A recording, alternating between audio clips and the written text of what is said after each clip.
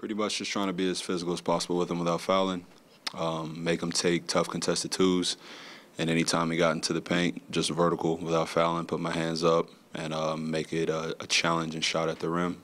And that's pretty much it. Still, you make it sound easy.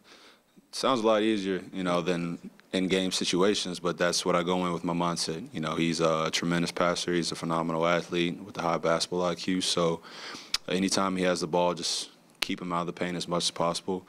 Take my chances with him shooting shots, and if he gets to the rim, just try to keep my teammates from helping, him finding the four shooters surrounding on the arc at the three-point line, and just hopefully he misses however I can test him at the rim. When you break it down like that, it sounds sort of simple. You sort of have to demystify this as like the best player of our generation on guarding and just go in with those like sort of point.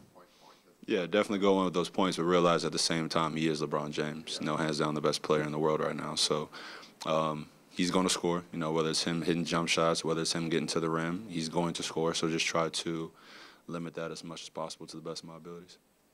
Guys like that, like pursuant to that question, when you're playing a guy of that stature, you can't ever really let yourself go, geez, that was really good, can you?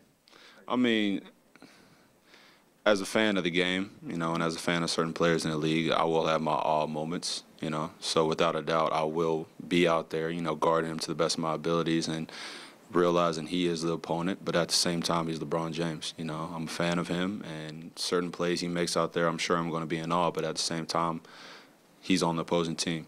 He's who we have to go through to get to the next round. As a fan, what's the favorite part of what he does? How he makes it look so easy. Whether it's him making a game-changing or a game-winning play, whether it's a block, a shot, or a pass, or a rebound, whether it's him just energizing his team, whether it's him being that leader he is, whether it's him just taking over games completely, just watching from that standpoint. Understanding they're different players at a completely different level or different spots in their careers.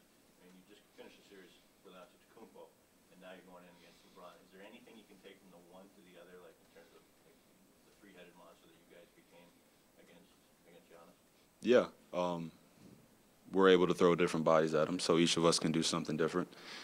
Some of us are better than others at moving our feet. Some of us are better than others in guarding him in the post. So just mixing that up and just trying to keep him out of the paint as much as possible. When he gets into the paint, he has the ability to finish at the rim, or if we collapse on him, he has tremendous shooters around him. So just try to limit that as much as possible, but at the same time, keep up with our game plan. We're going to need help at the end of the day. We're not going to be able to stop him just with one player, but being smart with how we guard him throughout the series. Going into a series like this, are you guys looking at recent tape of theirs, the games between you guys earlier in the season? Oh, we're looking at everything. We're looking at stuff from last series, last season, and the regular season. Definitely this regular season, the first three games when we played them with like in a month span, and then also even the last game of the season, and how we moved the ball, pushing in transition, and we had tremendous pace despite who was out there.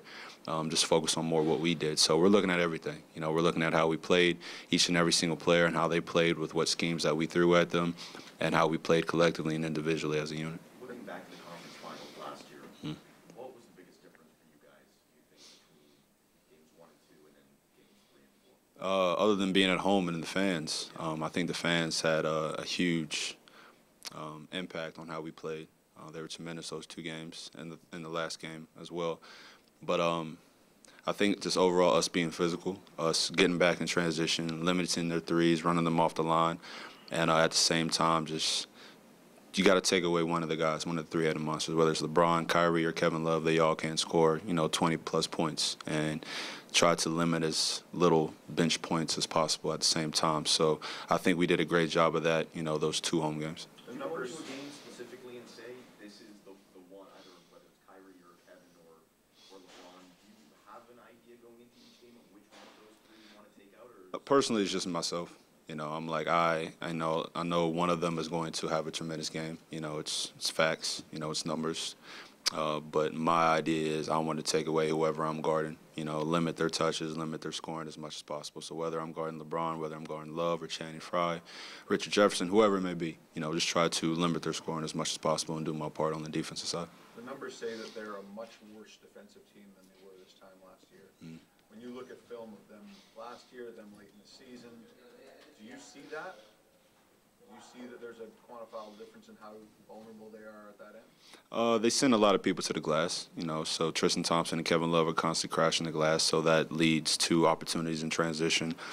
They got new additions, so I assume they're all not 100% on the same page. But at the end of the day, they still have LeBron James, a guy who can get them going, who can lead them and put everybody in the right position at the right time. And they were here last year. They've been in this same position before. They won a championship. They knows what it takes. So despite, the downfall in the defense statistics, they're still a phenomenal team.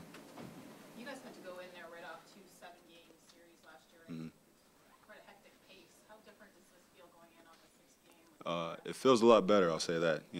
Guys' legs aren't shot. They're not tired. We actually have a few days of rest, more days to prepare our bodies and our minds, and just have better schemes going in. So I know guys are more comfortable this time around just because of those facts.